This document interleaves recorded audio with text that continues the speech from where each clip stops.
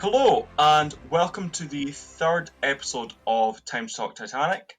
I hope you all had an amazing Christmas and a brilliant new year ahead of you. At least I hope that it is what it is. So, as you might have seen from the promotion on all of our Instagrams, we are fortunate enough to be with a descendant of a survivor of the Titanic tragedy, which is something that Louie and myself never thought would even be comprehensible a year ago. So we are very grateful and very excited to be talking to Simon Medhurst of Titanic Memorabilia on Instagram. And if you don't follow Simon, you should.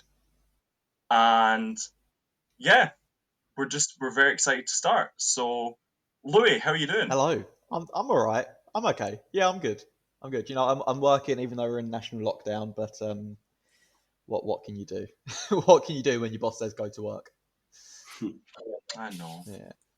And to our very, very special guest, Simon, how are you? Very well, thank you. Yeah, it's great to be here. I hope it will be of interest for people to have a little bit of background. I think it will. Definitely, 100%. I've already had Totally. so many people messaging me, asking when the podcast's out, asking when we're recording, finding out what you're going to ask, what you're going to do. I'm like, just wait. You'll see. You'll see. Yeah, this particular episode has had much more interest and hype, kind of as Louis was saying, than I think any other. Not only is it a special guest, but it's someone who is not only a descendant of one of the survivors, but is such a key role in that night and that morning.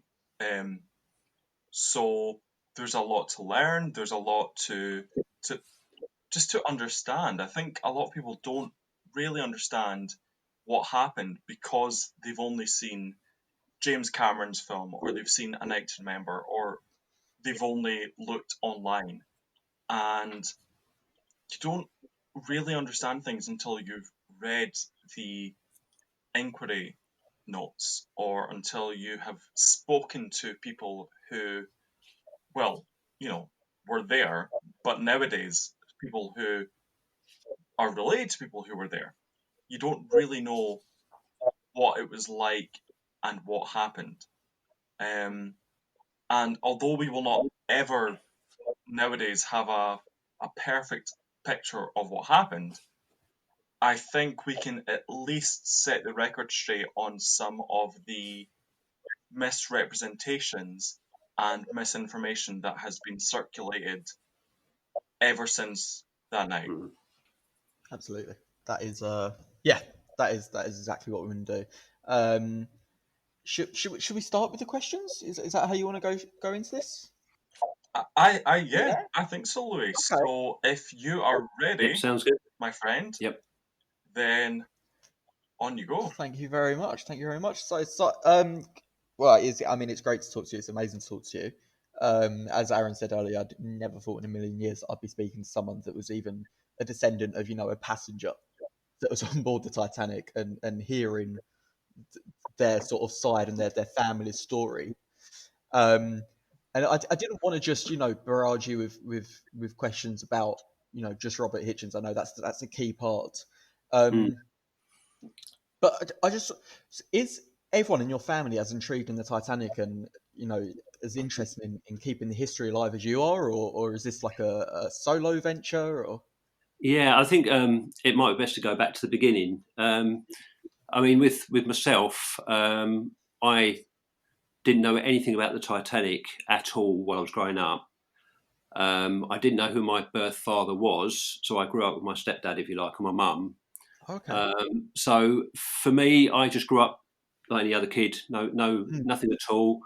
And it wasn't actually, I'll put it this way, when I was in my 20s, I started collecting Titanic stuff. Okay. So I'm probably about early 20s. I started buying. I had the odd model.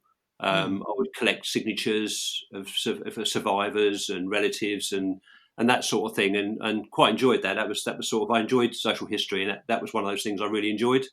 Yeah. Really not the sort of thing that 20-year-olds generally get involved in, but that was something I enjoyed and was sort of collecting those things. And it wasn't actually till 2012 that I actually found my birth father. Oh wow.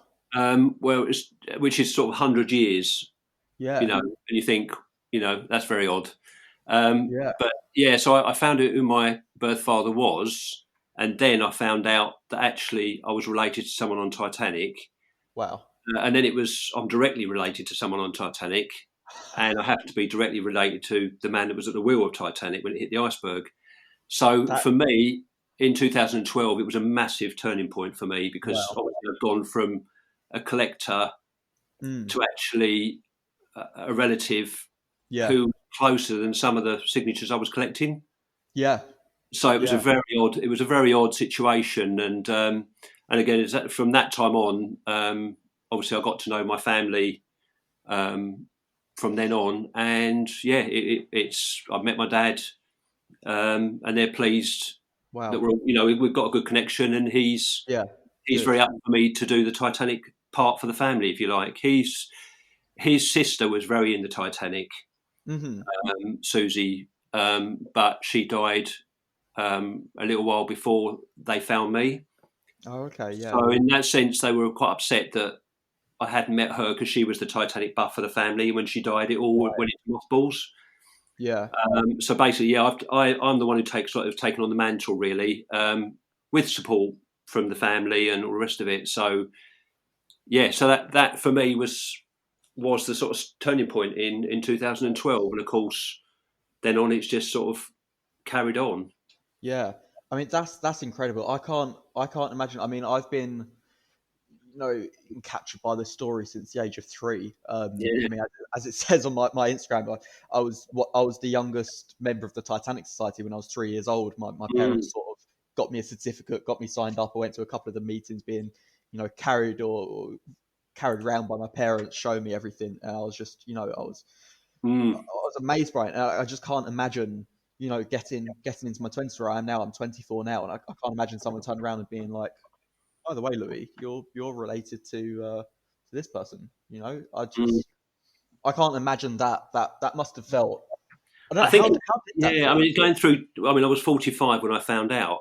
Mm, So I've gone through all those years from my 20s, looking at Titanic, loving Titanic with the yeah, model, everything, and then it was a massive bombshell.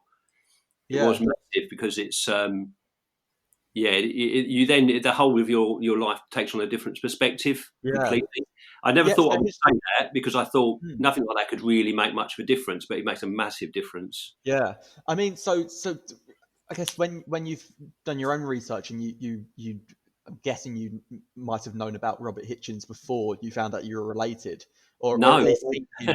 No, no, oh, no. okay. I'll be honest. I knew Titanic in the sense of very basic. So Mm, I knew a few of the survivors' names and yeah. obviously the captain and a few others, but never heard of Robert Hichens. Never even thought about Robert Hichens Wow. until I found out, and then it was like, whoa, you know. Yeah.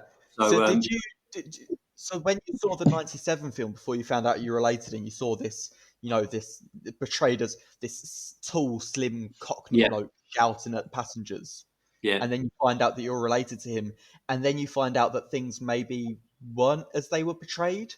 yeah. I That, think. has that sort of changed?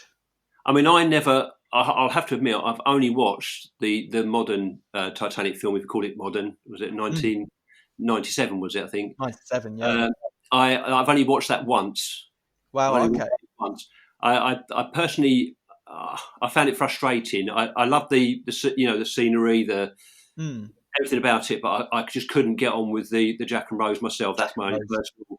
I just Yeah, couldn't get on with that. I felt that there was so much they could have done to make it realistic, absolutely. and I felt that to me was a bit, too much. But the portrayal of Robert Hitchens in the film was shocking, absolutely shocking. Yeah. Uh, and I think it couldn't be any further than the truth. I mean, he was a Cornishman to start with, but he, I would say that, you know, with the portrayal, he is put over very badly, and things that are said on that lifeboat which were never said on that lifeboat, like, you know, shut the hole in your face sort of thing, which was actually in lifeboat 8. So Right. it wasn't even in lifeboat 6 at all. Right. So and that was said by Abel Seaman Jones in lifeboat 8. So it wasn't even on that lifeboat. So I think you have to remember that he wasn't an angel. But yeah, I mean, maybe it'll come a bit later, but he certainly, I believe, did exactly what he was told. Yeah. And so I've got a few other thoughts I can probably mention a bit later if you wish, but yeah. Yeah, of course.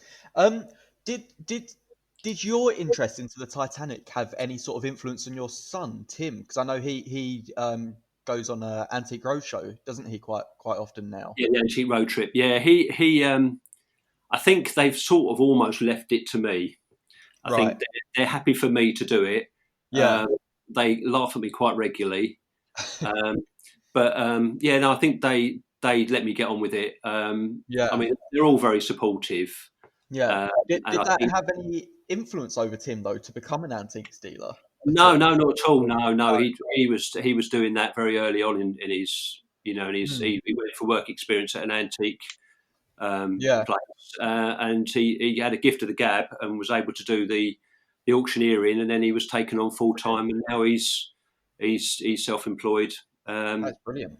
And enjoying life with the Antique Road Trip and other things. So he's But I think even with that, it's for them. I think maybe being the great grandchildren in some ways not watered down, because I think if you really wanted to take it on, you could. But they never really grew up with it, if that makes sense. So I think if you was to grow up with it all your life, then it would become part of you. But they're quite happy for me to get on with it. Nice. Yeah, fair enough. So do you now you're part of this sort of like exclusive club, if you like, you know?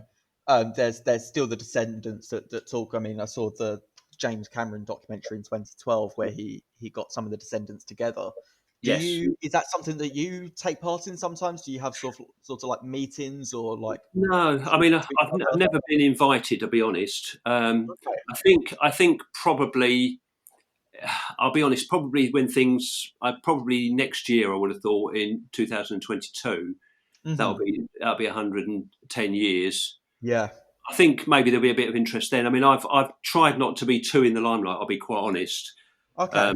I know it sounds a bit strange having Instagram, Facebook, blah, blah, blah. But I mean, the real knowledgeable person on Robert Hichens is Sally Nielsen. Right.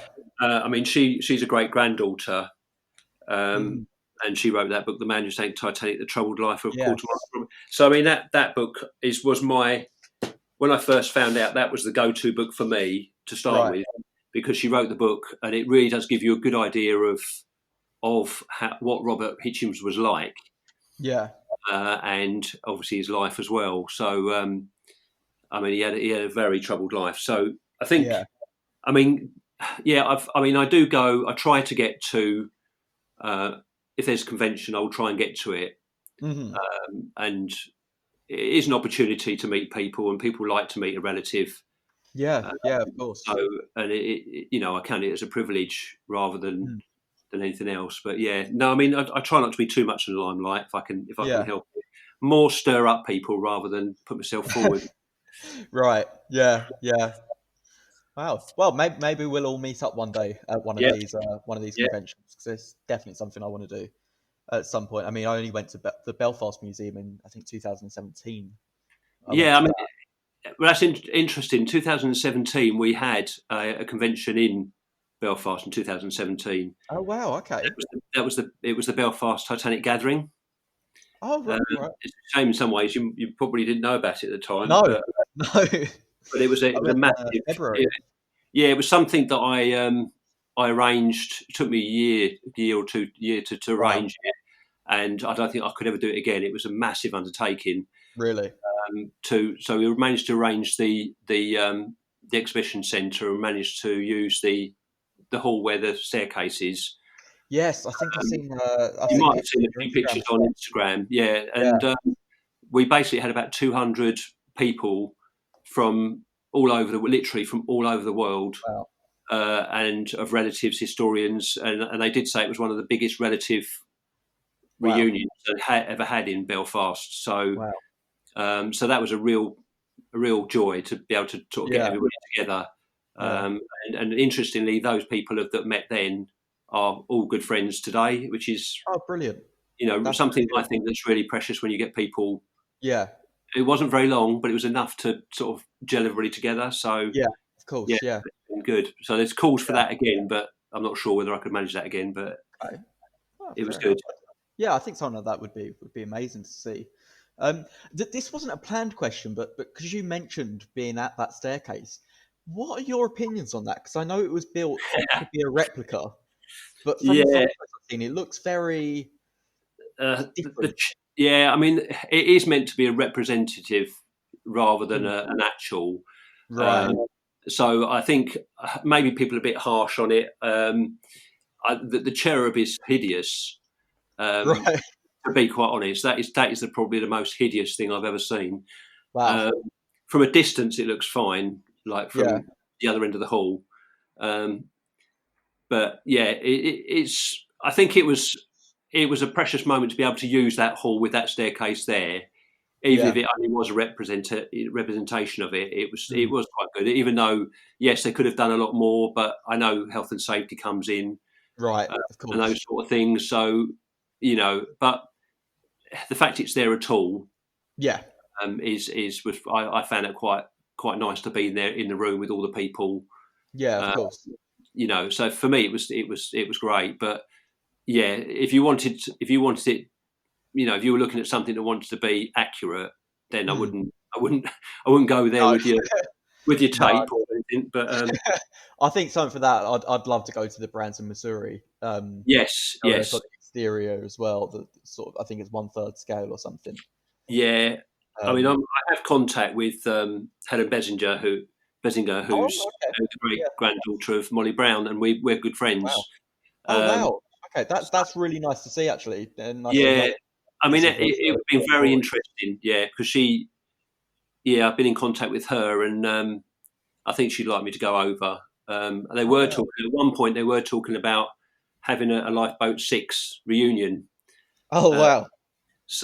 but we'll wait and see for that one. Yeah. Um, Well, that would be something. Hmm. but that would be at Branson, I think. So I think, but yeah, we'll see what the future holds. Yeah. Okay. Cool. Wow. Brilliant. Um, so I've actually got one last question now. 'Cause we've actually managed to cover things as we've gone, which I quite like. It's sort of flown into a casual conversation, Yeah. rather than just me berating you with questions.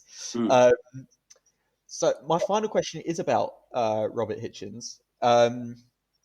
How did the events of the Titanic affect not only Robert Hitchens but also his family? And then, do you know if people were, nervous to hire, the man that was at the wheel of the Titanic as she struck the iceberg? Yeah, it's interesting. I've had that question, especially the last part of the question, quite often. Mm, I mean, he did suffer. He had neurological problems mm, afterwards, which I think was directly as a result of the Titanic. yeah. But I mean, he obviously had an issue with drink later on in his Right. life. He also attempted murder, and was put in Wow. prison for a few years. Mm, Um, so yeah. that was, you can't condone what he did. I think he felt that he'd been cheated, Right. then drunk, and then decided the only way around this was to shoot the man that had given him the grief, Yeah. and taken away his living, and then was to shoot himself. But he managed to fail on both attempts. So Wow. he did end up in prison, and that was around about 1933, 34. And he was Mm, in prison for about 5 years for attempted murder, which, um, yeah, so he suffered quite a lot. And I actually got yeah. some of his prison letters, Oh, uh, wow. which is quite interesting. Hmm. I think he feels that he was hard done by, but I think Yeah. if you try and shoot someone, you're likely to face the Yeah. law. You're. Yeah. But I think I mean, one thing he did do is he loved his wife, Florence. Right. He really did love her dearly. I think they were married in 1906. But he obviously my grandmother was born in 1914. Right. That's Ivy Doreen Hitchens, and she's the one that there's a picture on my Instagram a bit further down of or maybe I'll put it on again, of her holding me as a baby, Oh wow. which is an interesting picture because I've always known that picture of Ivy holding me, Yeah. and all my mum would ever say to me was, "That's your real grandma." Wow. So I knew the picture for years, and then it wasn't Yeah. until I found my dad that he said, "Well, actually, I took the photo, Oh my god. and that's Robert Hitchens' daughter holding Wow. you." So, yes, I think with Robert, he Hmm. did really spend the rest of his life suffering. Really, I Right. think. Yes. But having said that, I mean, he went. He was always at sea, Right. And I think, like you mentioned about after the Titanic, was he a Jonah? Nobody would go near him. Yeah. Actually, no. He went straight on. I mean, I've got a list here of ships he went on, and I've Okay. been going through his life and trying to find as many of the ships that he was on after Titanic, and he was on loads of ships. Wow. It seems that what they did is they would do 6 months and then move on to another ship and do another 6 months or a year, or not even that long. So yeah, he was on even down to, was it 1915? He was on the Caledonia, and he was a quartermaster. Okay. Nessian, age 35, quartermaster. And he goes on like that. He was on the Magpie, the Homeric, and very often he was a second mate or just goes on like. So as far as I'm concerned, he probably didn't ever go on a ship like Titanic. Right. No. But he certainly carried on as a quartermaster. Yeah. And it seems like he interestingly, climbed the ranks then, coming second mate. yeah, I mean he was a quartermaster for probably about 6 or 7 years before Titanic as well. Yeah. So it's understanding that when Robert joined Titanic, he joined at the top of his profession. Yeah.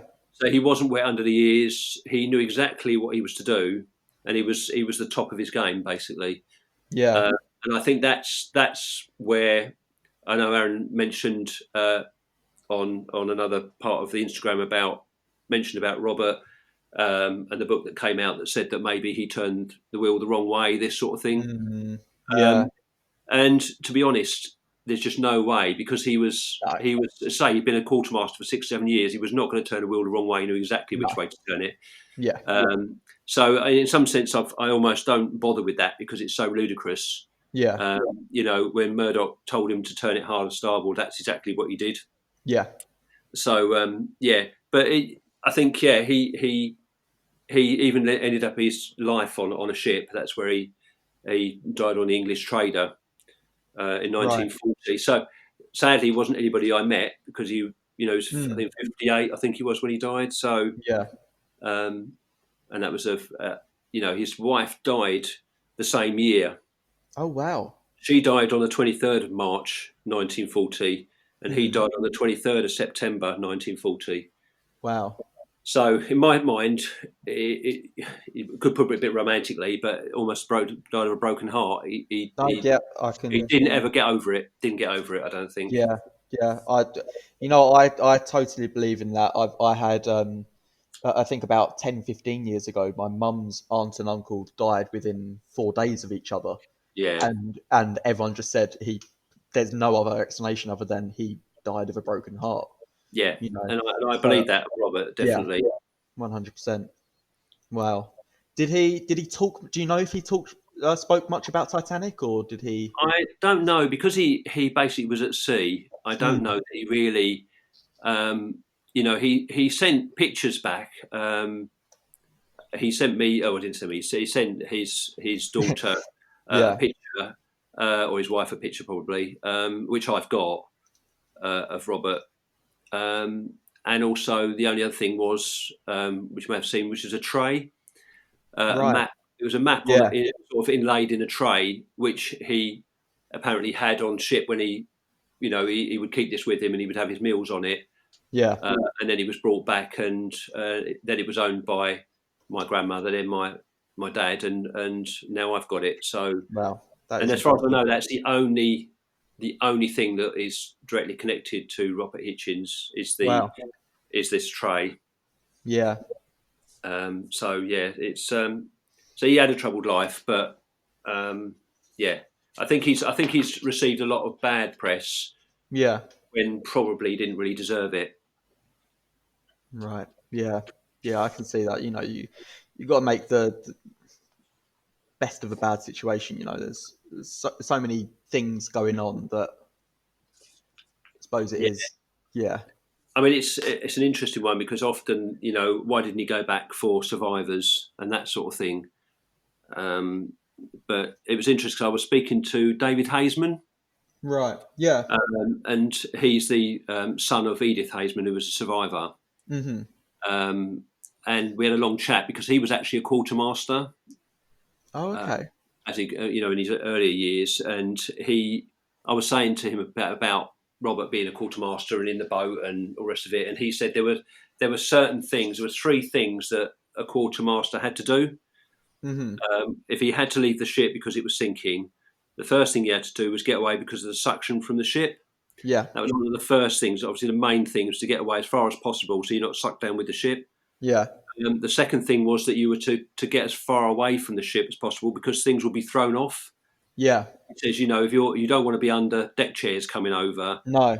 because people, once they know the ship's going, they will be throwing everything overboard Yeah. to Of course. use. And And then he with Titanic, you've got the added effect of not only people maybe throwing things over, but then you've got the funnel falling over. You've got the ship Yeah, you've falling got hard. lots of people coming Mm. over. You got all sorts. Yeah. And the next thing was to get your boat as far away as possible because of being swamped. Right. Yeah.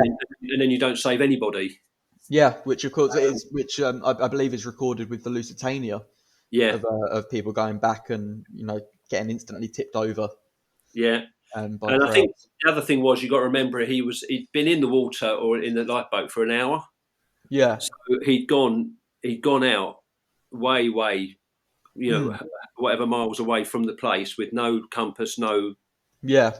nothing. So he didn't know which way to go, even if he wanted to go back. So Yeah. I don't think it's as simple as just go back. No. Um, it's I interesting completely because understand that. I was speaking to Helen Bessinger once, who is the great granddaughter of Molly Brown, Mm. and she basically was she was quite generous with Robert actually because she felt that there were many accusations that weren't true. She Yeah. said that she felt that if it'd been her, she would have gone back, but she also understood that he was doing what he felt was necessary at the time Yeah. to save passengers in his boat. He was in charge, and he had a responsibility to get them all to safety, those that he had in his charge, as well as the orders that he was given when he left the ship. Yeah. So Yeah. I mean, I've countless times tried to imagine what I would have done in that situation, and it's impossible to know how you would act unless you're there. And in my head, I've always gone, "Oh, I'd wait till the end. I'd wait till the end." But then, realistically, if I was put into that sort of situation, I think I'm getting off as however I can, and I'm getting away. yeah, You know. the thing is, they went away with hardly anybody in the boats, but you've got to remember that nobody wanted to get in the boats. Robert left at about 1 o'clock in the morning. Yeah. And people just didn't want to get in the boats. They felt much safer in the big ship than going on a little Yeah. tiny ship in the middle of the ocean. Yeah. Of course. Of So course. it Yeah. wasn't until the end that people started feeling, do you know what? We better get in a lifeboat. Yeah. Yeah. Well, from It was a many struggle. testimonies. Mm. Yeah, and From it many was. testimonies, it seemed once the forecastle deck and the bow was under, that's when people went, you know what? I think it might be sinking. I know, so we're going. So I think looking back retrospectively and saying, oh, they should have had more people in the lifeboat, and yes, they should definitely could have got another 40 more in the boat apparently, Yeah. but the fact is that if no one wants to get in and you've got to go, you've got to go. Yeah. So so it is what it is really, and I suppose in that sense you can't go back and change history. It is what it is. Yeah. Of course not. Of course not. Well, thank you, Simon, so much for answering my questions. It's been an absolute honour being able to talk to you and being able to ask you these things. And I think Aaron, are you I was going to say, are you ready for your turn? As if we're just passing you around something. Not what I meant at all, though. Not what I was internally thinking. But yeah, it's been great being able to ask you these questions and to pick your brain. No problem. Yeah, if you've got any other questions, do ask. Yeah. Thank you very much, Simon. That was really interesting. And thank you, Louie. Great questions. Brilliant questions. Yeah. So Louie's questions took on a more possibly personal approach to the tragedy and the legend. And a few of my questions cut to the core of what a lot of people want to know or would be curious to know, who know the ins and outs of the disaster. So my first question, to your knowledge, Simon, what do you understand to have been the exchanges between the survivors aboard lifeboat number 6, especially the exchanges between your great-grandfather and Margaret Brown? Oh, now you've got one. Yeah, I mean, I think there were things that were said on the lifeboat, and I've no doubt they were. But I think also probably accusations concerning Robert, like drinking or being drunk. But I think where there was maybe accusations from some, there were those on the lifeboat that actually could see what was going on. I mean, Robert was obviously at the tiller, which was like the rudder at the back. You had Fred Fleet right at the front. You had Puchin, who joined the lifeboat a little later. You know, as it was going down, he came down. They needed another sailor, and he came down and joined the lifeboat. And it seems that maybe Puchin wanted more than just to be a rower. I think he wanted to take charge, and I don't think Robert was having any of it. I think Robert was given the charge to actually, from it seems like Lighthouse had said, and the captain had said that there's a light in the distance. That is where I want you to go. Go there, drop them off, and then come back for survivors. You know, come back for more. That was his actual charge. And so I think going in the lifeboat, he wanted to make sure that he was in charge. And, you know, he had no hat. He was covered in a blanket, which was half wet and half dry. But he was accused of wrapping himself in the blanket, using bad language and drinking whiskey. So there's a bit of a harsh one, but it sounds, you know, he said that he had one spoonful of whiskey, I think it was, just to warm him up because he was in a terrible state. He said he was shaking like an aspen. Well, if you were soaking wet in water with no hat on, you'd probably be shaking like an aspen as well. But yeah, I think there was a lot. I've no doubt there were choice words used. Absolutely no doubt. But I do believe that every one of those people that took charge of the lifeboats were heroes. And I especially think that Robert was a hero in the sense that he managed to get them all to the rescue ship, and he was the last one off. He made sure they were all off before he got off.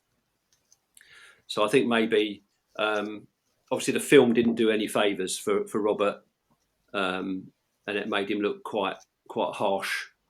And though he may have been harsh, I think his main aim was to make sure they were all safe. I feel like in history, you do find a lot of the time that the heroes do get given the blame quite a lot. I mean, when you look at recent events, a couple of years ago, Grenfell Towers, you know, shortly afterwards, the blame was put on the firefighters. Yes. You know, the people that went into the building to save people, they came out and then they were told, well, why didn't you save more? Why didn't you do this? Why didn't you do that? Yeah. And it was just past the buck. So I do feel that a lot of the time the heroes can be sort of the easier scapegoat. Yeah, and I think there's always someone's got to take the blame. The captain didn't survive. Murdoch didn't survive. So Hitchens is a good one to pick out. He was at the wheel, and he did survive. So, sometimes I think it's an easy target. I think sometimes. Then I was saying to Louie recently that although it's different, it's kind of the same. That I worked in retail for a long time, and it's essentially a service role. You are serving people. So these people who are being served by you expect something. And some of them expect nothing, and some of them expect the earth. And when I was reading the testimony of Robert Hichens in both the British and American Inquiry, and also listening to Sally's presentation of the incident and of, I all I could think was of myself. And you've got a customer who's very loud and brash and confident, and she is saying X, Y, and Z, and you're telling her, no, actually, it's A, B, and C. Yeah. But this customer is adamant that it's X, Y, and Z. I think, you're right. I think for me, in some ways, it was a little easier for me than probably for Sally when it comes to Robert Hichens, because I didn't know particularly who Robert Hichens was. So in some senses, I had to learn from scratch, who is this Robert Hichens? Who is my great-grandfather? What's all the hype about him? Why is there so much negativity about him? And so for me, it's been a journey where I've been able to delve into him as a person, and understand, like reading the testimony, and also just thinking about what the situation would have been like. And I think myself, I'd come out. I mean, it's easy because you think, oh yeah, relative, you're gonna be on his side anyway. And I suppose in some senses you're probably right. But I think looking at it, I think when there's been misrepresentation, like in the film, it makes it very easy people to point fingers then, because they look at the film, that's it, that's fact. And that, as you say, that's the problem. If you keep saying it's A, B, and C, people will believe whatever. Oh, yeah, completely. And as I said in my Instagram story a couple of days ago, the infamous line of, if you don't shut that hole in your face, had actually been said by a steward in Lifeboat 8 instead of the helmsman in Lifeboat 6. I mean, James Cameron wanted to tell a dramatic story for Hollywood and for general audiences.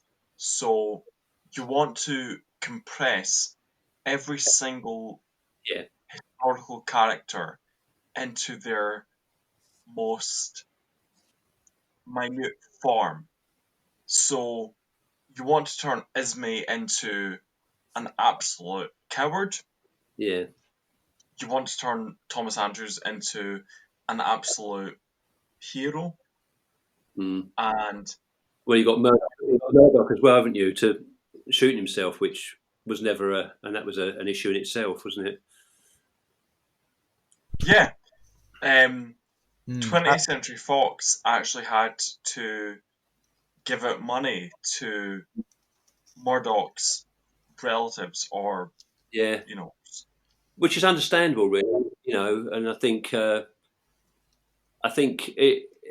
if you want to do something historically accurate, there's no reason why you couldn't have had a couple of shots with different lifeboats within seconds of each other, if you liked, rather than just point it all at one person. Because the problem you've got is with something like Titanic, people look at it as a historical thing, don't they? They for years, for generations to come, the film will be around, and for generations, people will think that's all been said on Lifeboat 6.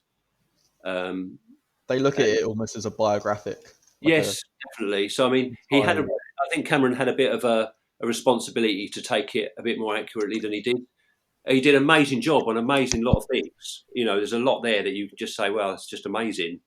And I wouldn't deny that. But I think just on simple things, I think because when you're a relative, it hits harder. Yeah, I think that's the point. A lot of films that are biographical, different ones, are not totally true. We know that. But he had a good knowledge. I think Cameron had a good enough knowledge with the historians he had with him to have done a little bit better on that one. But having said that, without being too harsh on the film, the fact is that a lot of people have become interested in Titanic because of the film. So I think that's to be praised in itself. It's undeniable. Looking at the most liked posts from myself and from Louie on our Titanic Instagram accounts, the most liked posts are very heavily related to the 1997 James Cameron film. Yeah. And that's inescapable. The most attention in the last, so many years has been brought about by James Cameron, which is great. That's excellent. And he has built the most accurate representation of the ship in terms of the set that is sunk, but that doesn't mean that his film is the most accurate representation of the sinking. And hopefully that's something that the likes of Louie and I will... what you're doing here is exactly what needs to be done.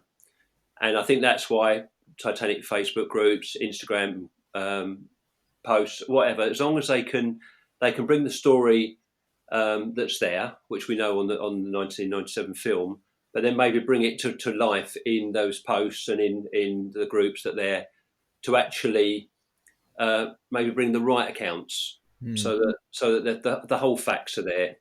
It also reminds people that it's not just a film. I've met people that they'll say, "Oh, you're interested in Titanic? Yeah, I like that film." It's like, well, it's more to it than a romance. I did quite a lot of. I've done a few children's talks in schools.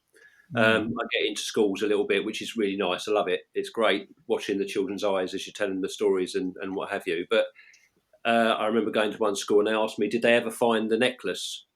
So, and I think that is probably the biggest thing. One of the biggest things did they find the necklace? So there is those sort of things that come up quite regularly, but on the whole, I think without being too harsh, I think the film has definitely brought a lot of younger people in, which as long as they can move on to, if you like, the meat rather than just the milk, if they can move on to the meat and actually take more of the facts and figures and the truth behind it, I think that'll be a good thing. Definitely. And yeah, as much as the James Cameron film has brought a lot of people into the discussion and into the interest of Titanic as a ship and not just as a film, I would be curious to know, of the many film and TV adaptations of the Titanic tragedy, what do you, Simon, find to be the most accurate representation of your great-grandfather, Robert Hichens?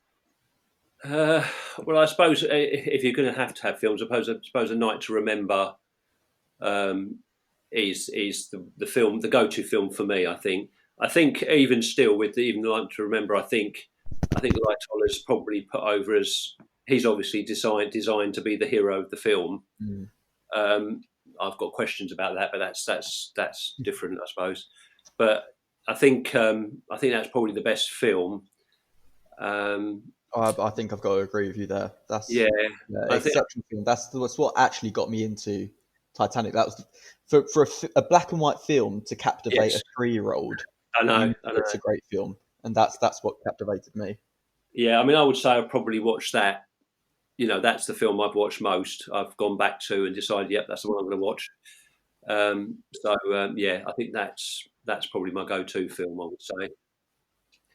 That's yeah. I mean, A Night to Remember is one that I was always aware of, always.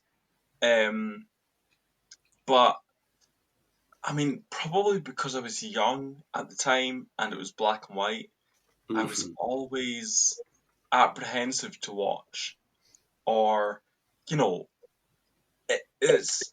it's probably good, but it's not as good as other films. Mm. But it's based on a book where the author has spoken to survivors. Yes. How can it possibly be, more accurate? Well, I think there was even survival set as well, wasn't there?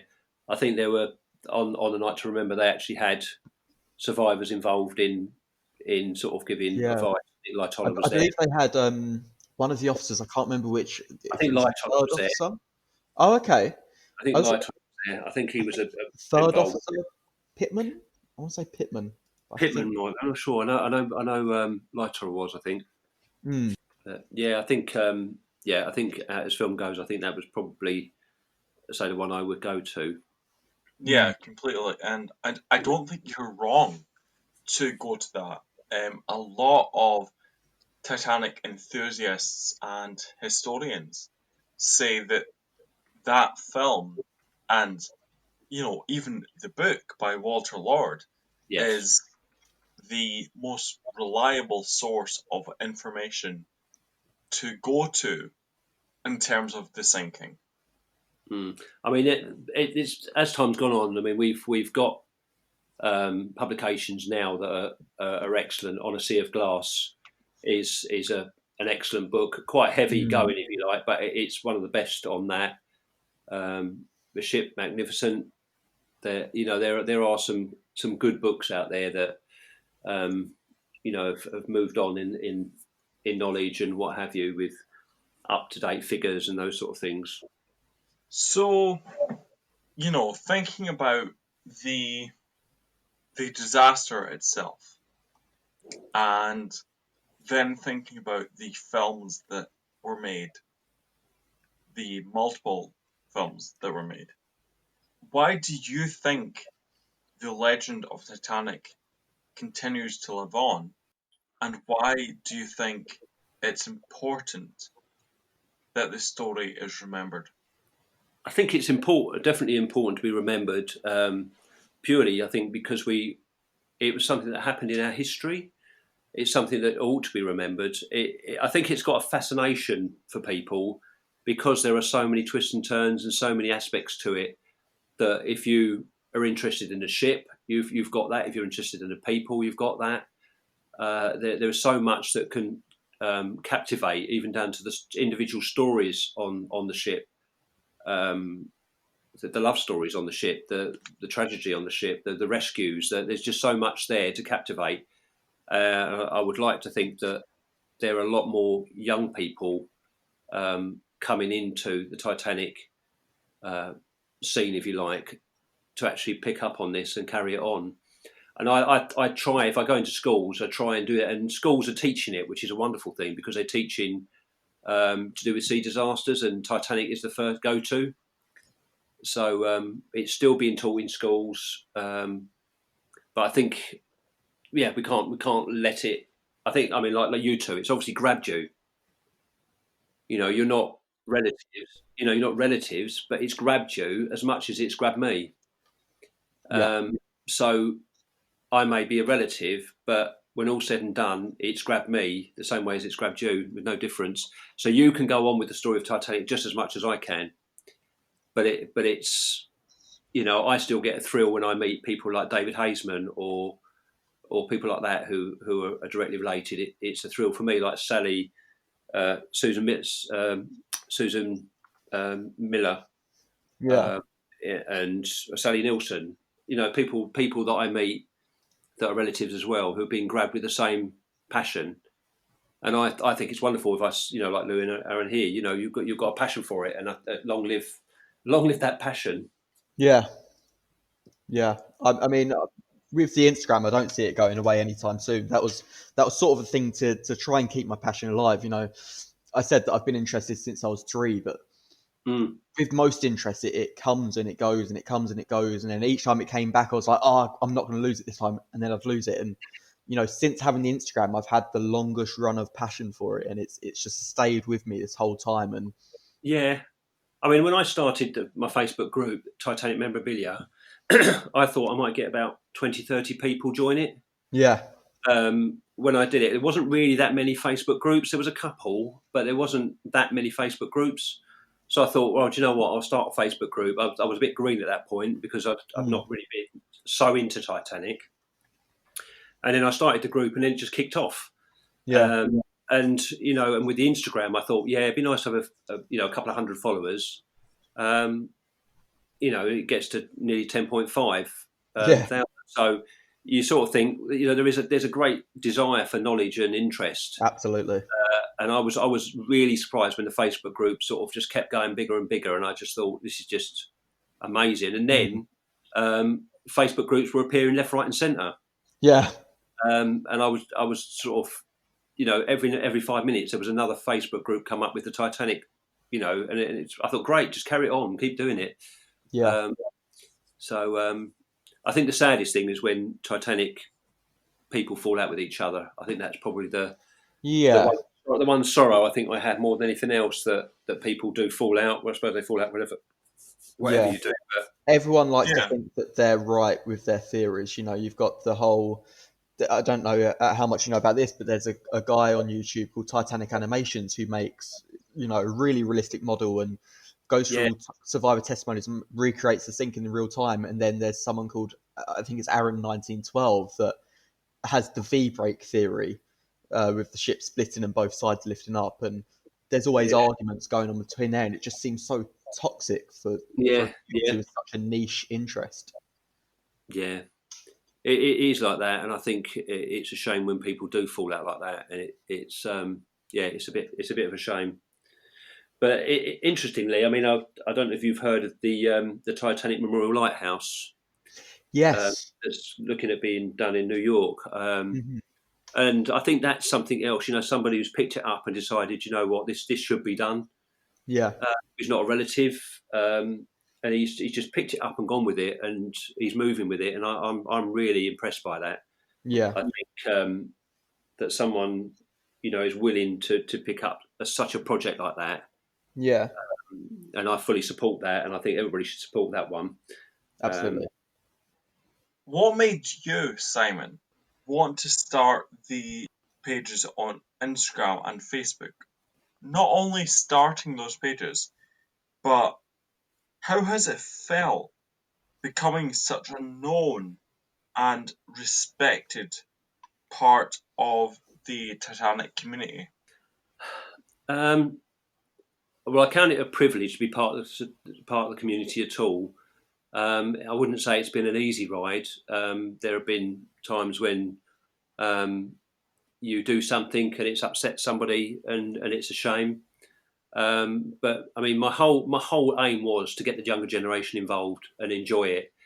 I think that's really where I was aiming for. Maybe with the Facebook group, Instagram. I think again was to get the sort of. I mean, it's interesting because when you look at the stats on the Instagram, you see that they're sort of 25 to 35-year-old is the main sort of hit, which is interesting because that's quite a young age.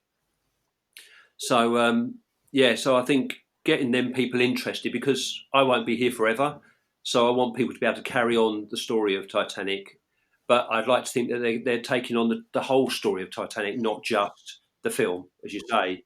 So they're actually picking up the inquiry and reading it and thinking, that's really what happened.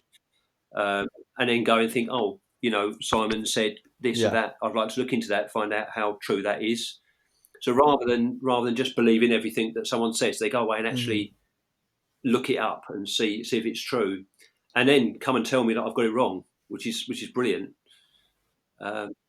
Because it's easy to go through these things and you say the old thing that's you think and you've said it wrong, and you're quite happy to be corrected on that. And I mean, I'm learning all the time, because you've got to remember that I only really came into this in 2012. So, and that's from nothing really, just a general knowledge, not really anything large. So I'm learning all the time. So I'm in no way a historian or an expert at all. Just like yourselves, an enthusiast who wants to get the message out. Yeah, that's a really good way to put it. I think it's also interaction. I try my best to answer everybody's question, or do my best to keep in contact with people. If they contact me, to contact them back, or to reply to their comments. So I am very interactive. I try to be as interactive as I can. Obviously there are times when I have to sleep, but on the whole, I try my best to make sure people realise that actually I'm a real person, and that I can actually talk to people. And if they want to ask a question, they can, and I'm quite happy to answer it. Or they might send me a message. I get messages all the time just showing me a picture, and I try my best to answer them. And so that it's all interaction. Get people interested rather than just static. There's a picture, that's nice. Click like, move on. But they might actually read it and think, oh, that's interesting, and then you can move on from there. I think while we're going on as well, I think we should also we did mention it at the start, but also mention to the people listening that you can find, if you don't follow him already, which I'd be surprised if you're following us and don't follow Simon on Instagram, which would be Titanic_memorabilia. Originally, I set it up just so that people could show their memorabilia. That was. I had a handful of bits and pieces, and I thought, you know what? There's nothing on the internet where people can just show what they've got. They might have a signed thing or a model or whatever it might be that they might just, that you've got tucked away, but you're enjoying it, but actually you'd like somebody else to see it.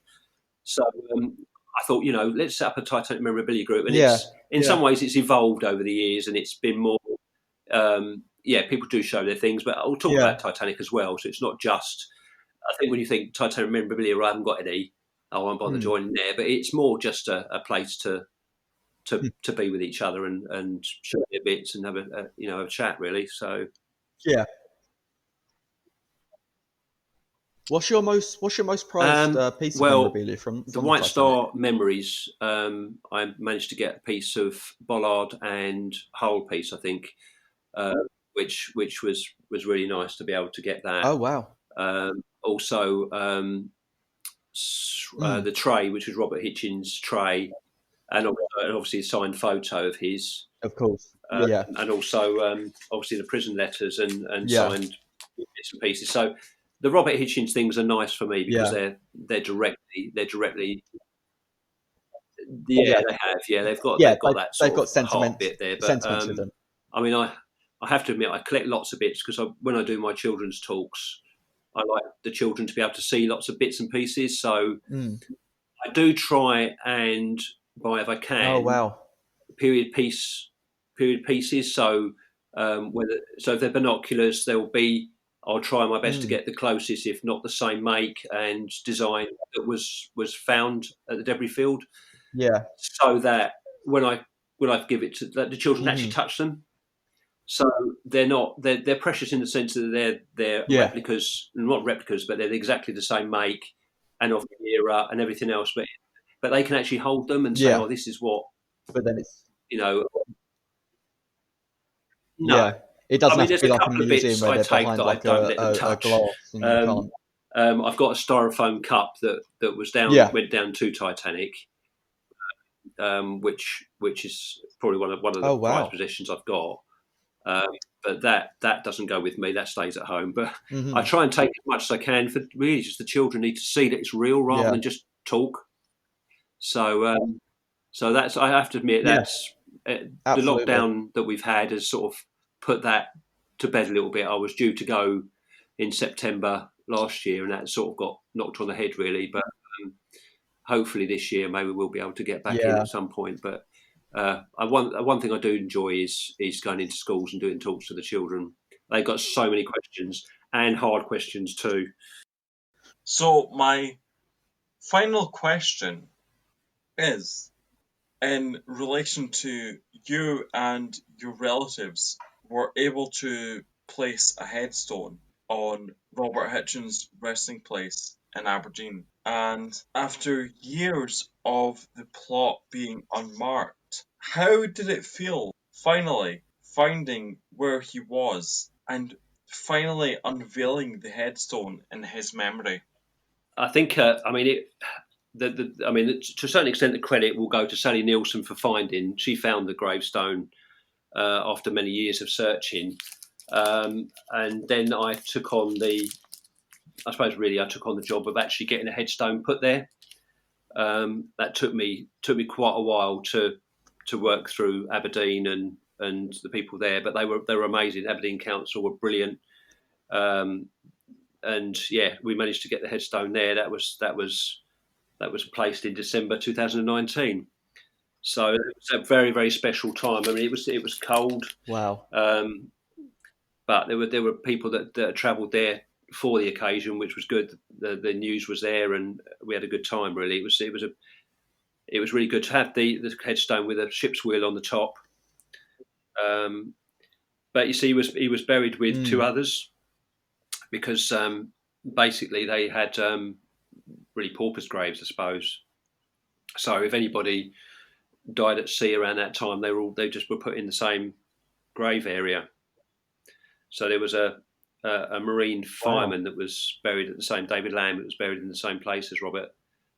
So but we were really glad to be able to put the stone there. We had a few hoops to go through because of the area and all the rest of it. But no, it was a real pleasure to be able to do that, be there in Aberdeen. Took my dad there as well, so that was a grandson, a great grandson there as well. So that was really good. So Wow. yeah, I was really pleased to be able to get that done. It needed doing, and it took a long time to get done, but we did get it done in the end. And fair play to Aberdeen Council, really. But say Sally Neal was able to be there as well, so that was a nice touch too. To all be able to be there.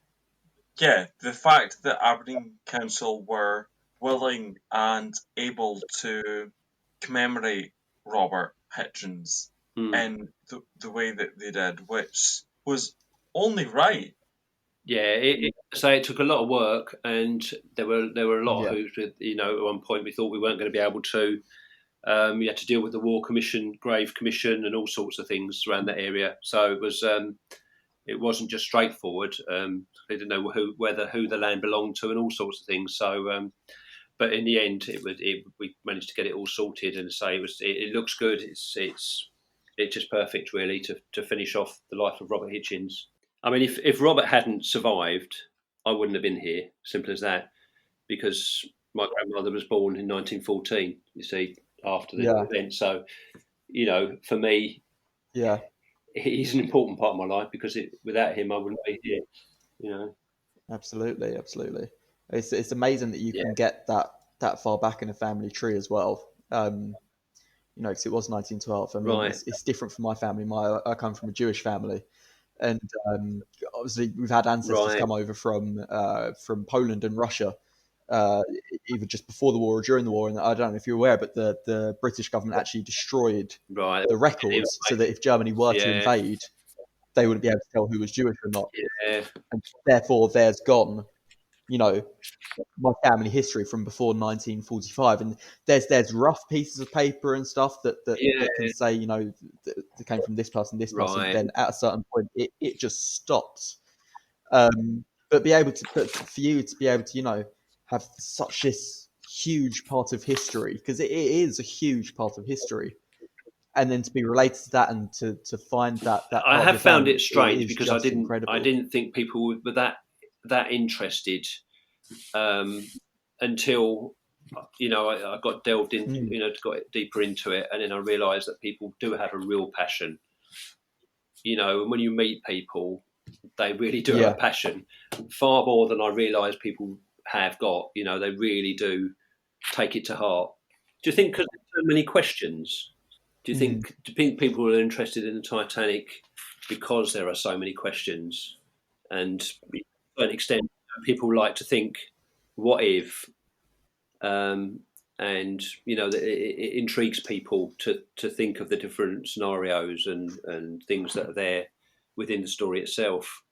Yeah, totally. I've mentioned on multiple kind of live streams and Instagram live chats that I think the question of what would I have done has continued to go on, and it will never really stop ever. No, and there's so many books. I've got a ridiculous amount of books that I'll never read, but you just have to get the one that's there. It's almost a bit of a thing where you see a Titanic book, you have to buy it. But yeah, I did have that recently. I went into Minute by Morrison's Minute. and there was one. I can't remember. Was it a magazine? No, it wasn't. It was a fictional story. No, it was a fictional story. I want to say it was Clive Cussler. Oh, okay. He wrote and it was the called Raise the Titanic Titanic, Secret. didn't he? And I was, yes, yeah. And I was in Morrison's and I stood there and I was looking at it. I was like, it's Titanic. I have to buy it. I have to buy it. And then I quickly looked at reviews and saw this book mentions Titanic once in the entire book. And it's that point where I went, maybe that's one I don't need for my collection. But Simon, I just want to thank you so much for answering our questions. Well, thank you for having me on, and I hope I haven't sent too many people to sleep. So, Of course not. No, it's been amazing. It's been informative. It's just been great to get this close, to someone that was on board the Titanic and to be able to ask these questions. And to really, the point of the podcast, keeping history alive. And we can't thank you enough for. I appreciate what you do. I'll say from my side, I appreciate what you're doing too in keeping the story alive. It's people like yourselves that we need, people to give of themselves and keep it alive. So well done to you two too.